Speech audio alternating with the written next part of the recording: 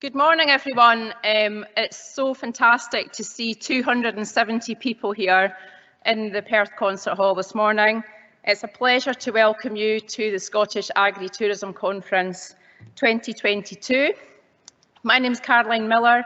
I'm the sector lead for agritourism. And last year we had our first in-person conference. We had 150 people here. We had it capped because of COVID restrictions. We weren't allowed to sit next to each other, so now you can get in and give everybody a hug, which is great. And you know, it was a great conference last year, but it's so good to be here and not have to wear masks and just to see everybody. So people have driven from all over Scotland to be with us today. People come from the islands, people have driven for hours, they've arrived last night. It's fantastic to have every part of rural Scotland represented, and we really appreciate you taking the time to come and join us today. Before I give you an overview of what Scottish Agritourism has been undertaking this year, along with my colleagues Laura and Kay, I just want to go through some housekeeping with you. So we're not expecting any fire drills today, so if the fire alarm goes, please exit the building using the green lights and meet outside. We have the Scottish Agritourism ScotAgConf 22 Twitter handle, so please tweet like mad. Please put your phones on silent though before you tweet. There is free Wi-Fi here at the conference hall, so you can download that and use that. We'll also be trying to be interactive with you, so please go to slido.com. You don't need to download the app if you don't want to, but you can log on to slido.com and put in the hashtag 3771553. So we'll be asking you some questions, and also you can ask questions of the speakers as well using Slido. I think that's all my housekeeping before we go to our video, which should come next, I think. There it is. Thank you.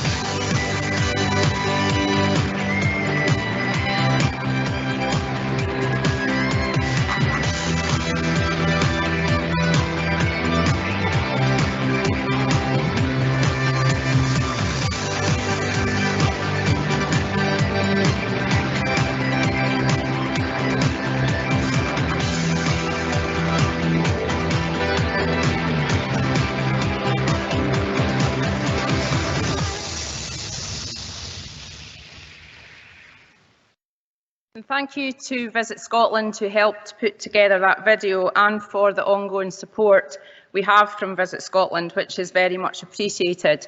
I would also like to thank and acknowledge all our sponsors and exhibitors who've helped make the conference possible, particularly to our platinum sponsor for the conference, NFU Mutual, and also our silver sponsors, Mill Architects, Solway Water Management and Davidson Chalmers Stewart.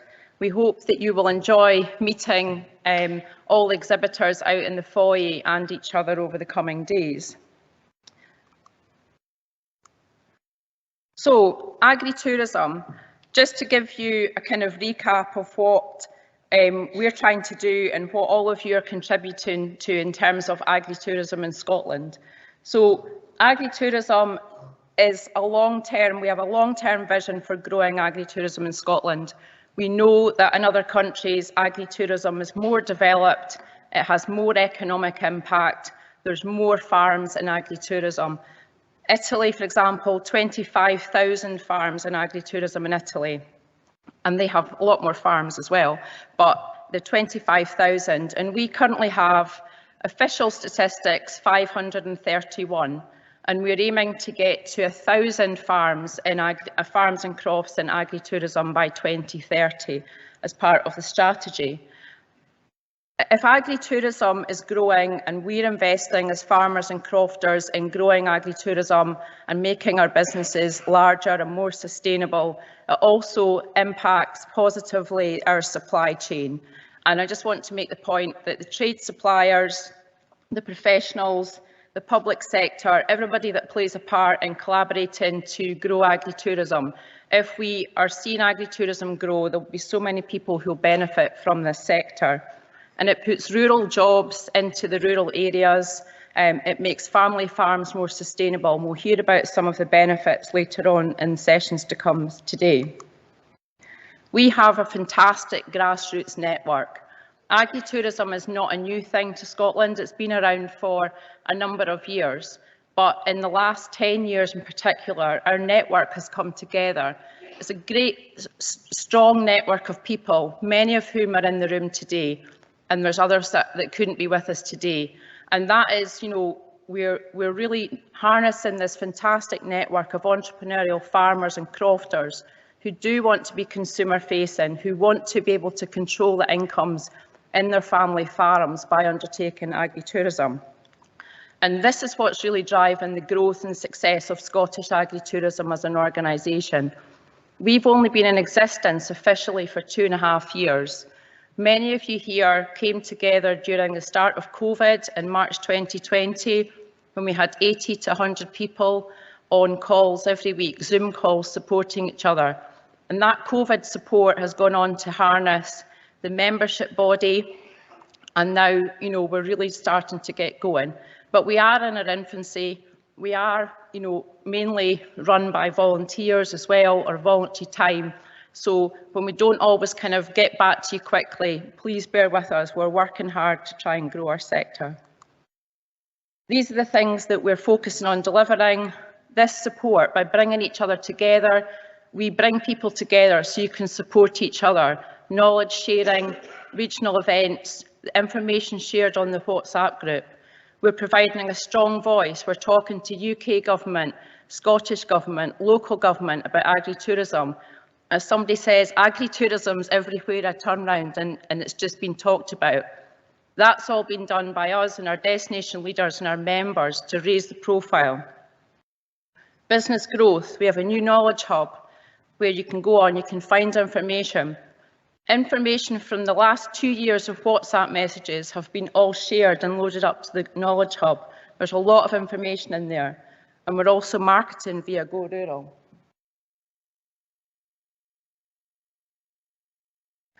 I was kind of lonely on my own till the start of this year.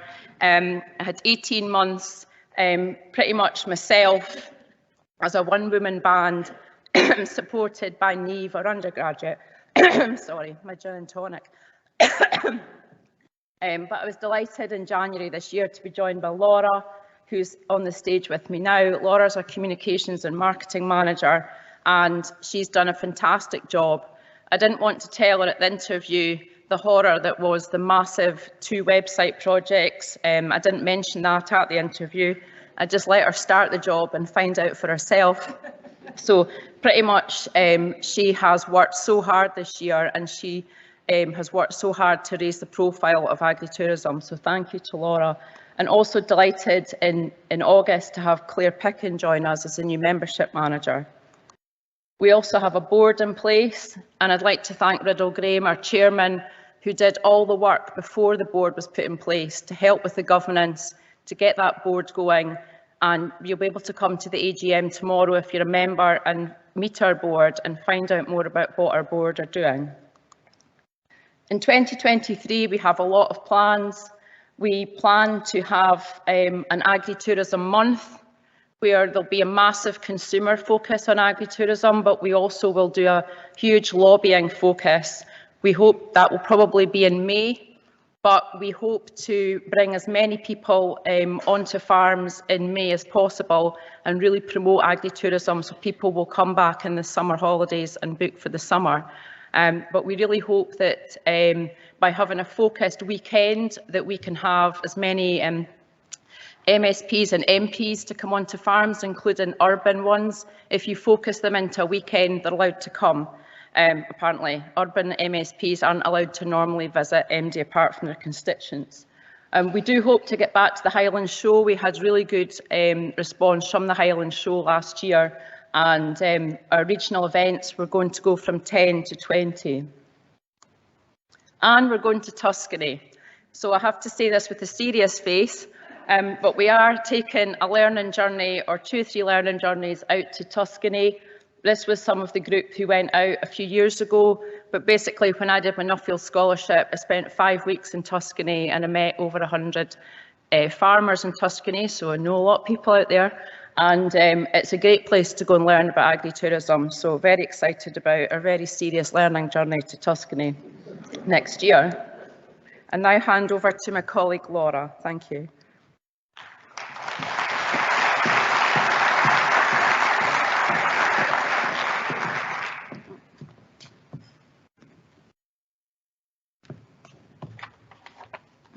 Good morning, everybody.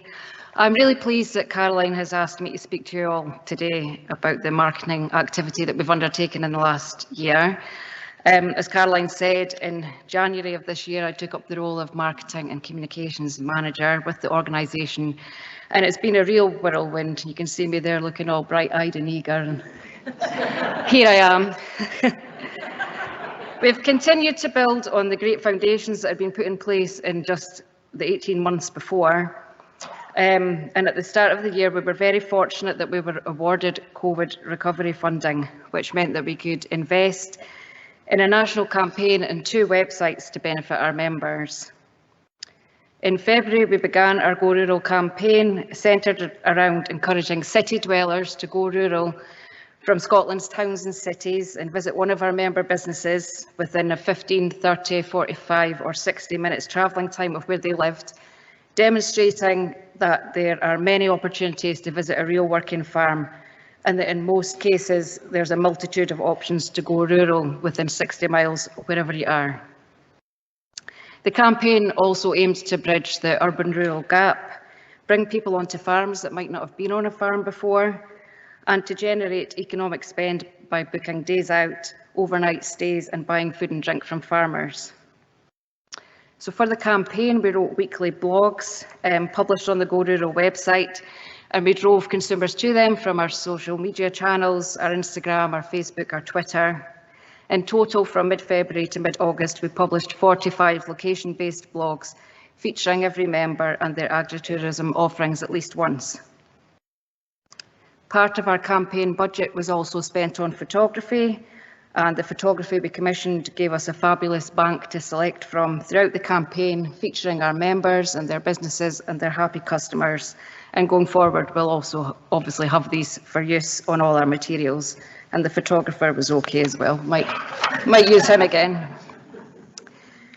Throughout this part of the campaign, we worked with Seen and Heard PR agency to create evergreen podcast content to accompany our blogs, based around days out from Dundee, Inverness, Edinburgh and Glasgow, and also an additional podcast focused on visiting the countryside responsibly. We also had our first foray into the world of Instagram influencers, and with varying results and lessons learned, we engaged with over 85,000 people through this. We undertook 2 national radio campaigns, and over 2 million listeners heard the Go Rural name and messaging, and we collected more than 3,000 consumer email addresses, allowing us to launch a consumer e-newsletter for the second part of the campaign. Throughout May, as Caroline said, we spent a large part of our time visiting members all over the country. We held 5 member events in total that month at our member businesses, which was a really great way for me personally to meet a lot of our members. It was a great way for Scottish Agritourism to recruit more members, and also a chance for members to meet each other and get to know each other's businesses, with some having only met online throughout the previous year. And Caroline visited the Outdoor Hebrides for another event in early June. And just last month, we held another 2 events that were both well attended, and we've just got another lined up for January. In June, with support from RAS and a fabulous team of destination leaders, board members and our members, we had a presence at the Royal Highland Show, which was another great chance for members to meet up and fly the Go Rural flag. We pulled the stand together really with a minimum budget, begged, stole and borrowed props, and we had a prime spot right next to the grandstand, lots of space. We made the stand really colourful and eye-catching, and we were able to engage with members of the public and let them know about the many opportunities to visit real working farms, as well as speaking with farmers thinking about agritourism or farmers already with agritourism, and letting them know about our fantastic sector body.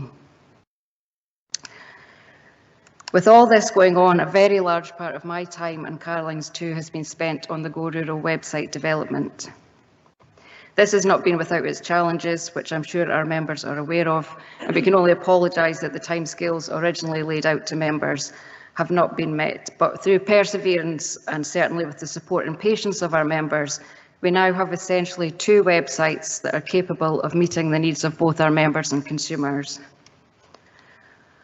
All of our members can upload and manage listings for their own business, including listing items for sale. They can link to their own super control and free to book systems to sell accommodation through the site. They can link directly to their own Fair Harbour booking system from their listings. They can add their own events. They can have discussions in the forum and find helpful information in the Knowledge Hub. And they can search for suppliers and recommendations from other members, and they can search for other members. If you are a member and you haven't logged into the website recently, I really would urge you to please go and do so. And I hope you will find a big difference between the site at the start of the year and where it is now. For members of the public, they can go to goruralscotland.com and they can search for agritourism businesses to visit. They can get ideas for visiting agritourism businesses and the surrounding countryside over as little as an afternoon or over a few days with the trails section. They can find out more about what's on offer in Scotland's regions, from events to traditions to the agriculture in a region and of course the agritourism. And they can buy physical products from our members. They can buy vouchers and they can book a stay. We will continue to develop goruralscotland.com to ensure it's absolutely the best it can be, and that we reach the vision of it being the one-stop shop for consumers seeking out agritourism experiences, whether that's farms tours, farm stays or food and drink. Throughout the previous 12 months, I think we've made real strides in terms of finding approaches and channels that work for our members, for our consumer audience and for the wider agritourism sector. Caroline told me when I came for my interview that there was not one member of Scottish Agritourism that she wouldn't go for a drink with. And after 12 months, I've got to say I agree. I've also got to say I could definitely use a couple of drinks. I feel very privileged that I've been able to visit so many of our member businesses in the last 12 months and see how fabulous they are firsthand, and that I've got to know so many members too. So last year I sat down in the audience there listening to some fantastic stories, and this year I'm proud to have been a very small part of those stories, led by Caroline and our new board of directors. We really have some awesome achievements under our belt, and we're looking forward to 2023. In the next 12 months, we don't have any grants or funding lined up to run any big spend campaigns, and so we'll be aiming to make our marketing activity more clever and more focused to make up for that.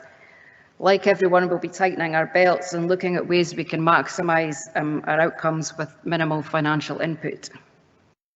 Without the pressure of producing content that meets specific campaign deliverables, and without so much time spent on the website development, we should have more time to plan content, so we'll be able to follow the seasonal calendar of events more closely, from Valentine's to summer holidays to pumpkin picking and Christmas and everything in between that. We'll be spending time polishing the website, as I said, maximising opportunities to drive traffic to the website, promoting our members and improving our SEO and search engine rankings. We'll be aligning more of our activity with Visit Scotland and other allies to piggyback onto their campaigns and maximise exposure from our activity. We'll be making more use of PR at the right times throughout the year to ensure that we raise the profile of the Scottish Agritourism offering and go rural specifically for consumers. We've just started dipping our toe in with member takeovers of our Instagram and have already seen fantastic results from this. The first takeover from Ardross Farm gave us an uplift in engagement of over 3,000%, so we'll be doing that again.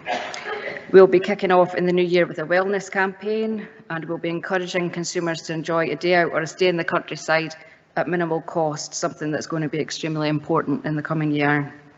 And we're looking at celebrating Scottish Agritourism Month, possibly in May, to take advantage of 2 bank holidays, nicer weather, and to plant the seed of going rural before the summer holidays come along. This is not a list of promises, but a list of things that we hope to do over the next year, on top of the day-to-day and things that will inevitably come up. But please be assured that we're all always working hard and doing our best for our members. So thank you very much for listening to me. I'm going to pass you over to Kay now to talk about the destination leaders.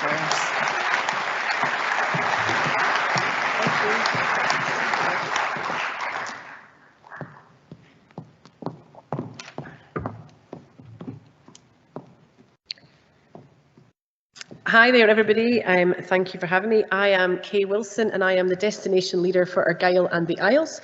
I'm also one of the board members that moved up this year, and I've been at it from the start since June 2020 when we formed. I'm just going to talk to you very quickly about our destination leaders and what we've been up to this last year. Hopefully.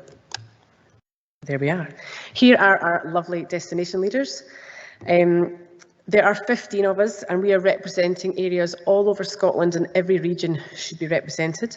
We are all volunteers, so we are all working on our home farms, in our businesses, and volunteering on the side to grow the Scottish agritourism sector within our communities and getting our wider voice across Scotland. As a destination leader, we came together this year, and the first photo there in our lovely white t-shirts ready for the Highland Show. So this was an excellent training day at Old Lecky Farm, where actually it was the first time we probably all got to be in the same room together at one go. We looked at how we can deliver at the Highland Show, what it is we need to do, and we also trained and looked at how we can host events on our farms and in our communities, hosting MSPs and other events to promote all together with Scottish Agritourism. We then also came together again, just recently here, the photo, we went to Comrie Croft, and that was a 2-day training experience again, and that was focusing on how we are all able to contribute at this conference. Loads of opportunities for self-development, for confidence building, and hopefully all of us will have a chance to appear on stage and be kind of forefront and facing for the Scottish Agritourism. It's a really great team. We are all working from the same hymn sheet. We all love what we do, and we are just trying to help grow and build Scottish Agritourism. There will be opportunities. I'm just going to move on and show you some of the people who will be standing down, and there will be opportunities for more destination leaders from different areas in Scotland to come and join the fun. So the destination leaders this year that will be stepping down will be Ailsa Curry from Ayrshire and Arran. We've got Joanna McNichol from Edinburgh and Lothian. We have Fiona Scott from Highlands and the Islands, Chris Scott Park from Lomond and the Trossachs, Helen Smith from Murray, Nikki Storer from Fife, and myself from Argyll and the Isles. This is my third, I've done it for 3 years now. And we've got Alison Younger from Stirling. And these are our current destination leaders, that came on this year, and they'll be doing another term. We have Claire Fleming from Angus, Elizabeth Kelly from the Scottish Borders, Sarah Parker from Glasgow, Clyde and Valley, and Liz Phillip from Aberdeenshire. We have Patricia Picken from Dumfries and Galloway, Lindsay Robertson from the Highlands and Islands, and we have David Smythe from Perthshire.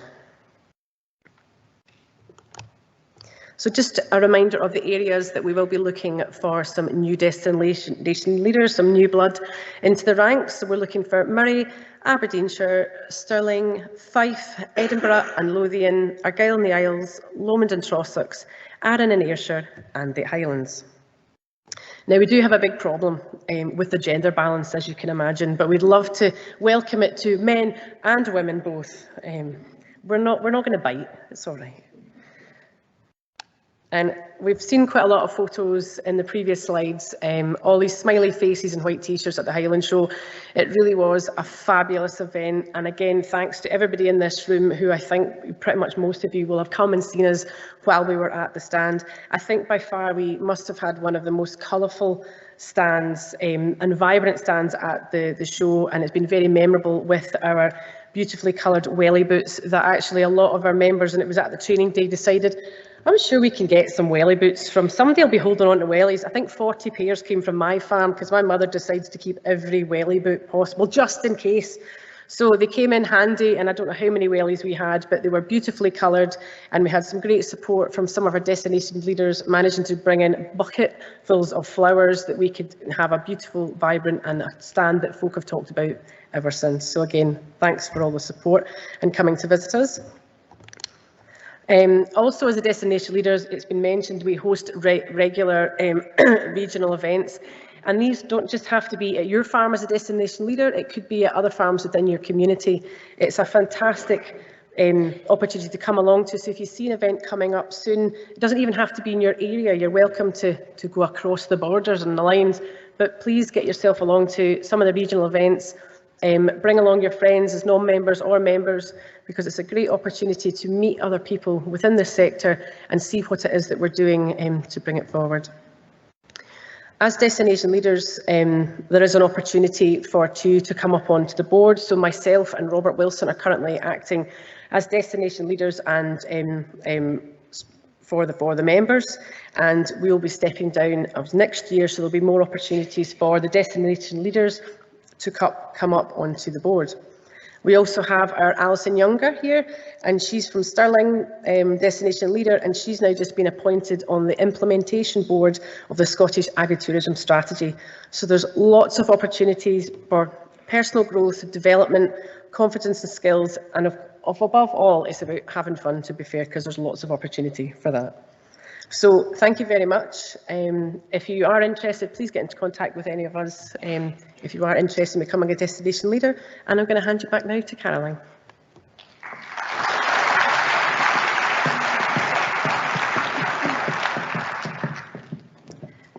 Okay, thank you very much to Kay and to Laura. I hope that's given you an update about some of the things we're doing in Scottish Agritourism to really support members and to help develop the sector.